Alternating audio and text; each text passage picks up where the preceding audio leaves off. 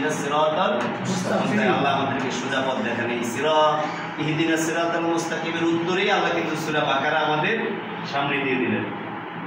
এখানে আল্লাহ তাআলা সুন্দর করে এই সূরারই 185 নম্বর আয়াতে আল্লাহ বলছেন হুদাল লিন-নাস, এই কোরআন সমগ্র মানব জাতির জন্য হেদায়েত, সমগ্র মানব জাতির জন্য হেদায়েত আল্লাহ ঘোষণা দিয়ে কোরআন সমস্ত মানুষের জন্য উন্মুক্ত করে রাখলেন। আজকে এই কোরআন থেকে ফায়দা অর্জন করতেছে ইহুদি খ্রিস্টানরা। তারা এই কোরআনকে রিসার্চ করে গবেষণা করে বিভিন্ন প্রযুক্তি টেকনোলজি আবিষ্কার করতেছে, আর মুসলমানরা শুধু এটাকে তেলাওয়াত করে খতম দিয়ে চুমা দিয়ে গিলা পেঁচিয়ে ঘরে রাখতেছে।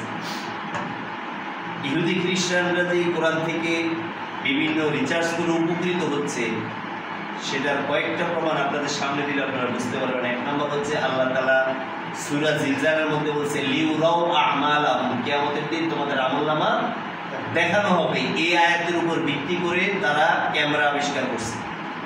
লিউরাউ আমালাহুম, লিউরাউ দেখানো হবে, তার মানে দেখানোর কোনো বস্তু আছে। আমরা কি দিয়ে দেখি?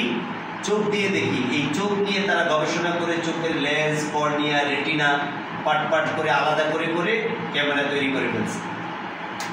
আমরা চোখ বন্ধ করে যা দেখি তা রেকর্ড হওয়ার পরে চোখ বন্ধ করলে আমরা মস্তিষ্কে একটা টিস্যু আছে, সেখানে প্রতিচ্ছবি প্রতিফলিত হয়, সেই দৃশ্যগুলো আমরা কল্পনা করে দেখতে পারি। এটাকে আবিষ্কার করে তারা মনিটর তৈরি করে ফেলেছে।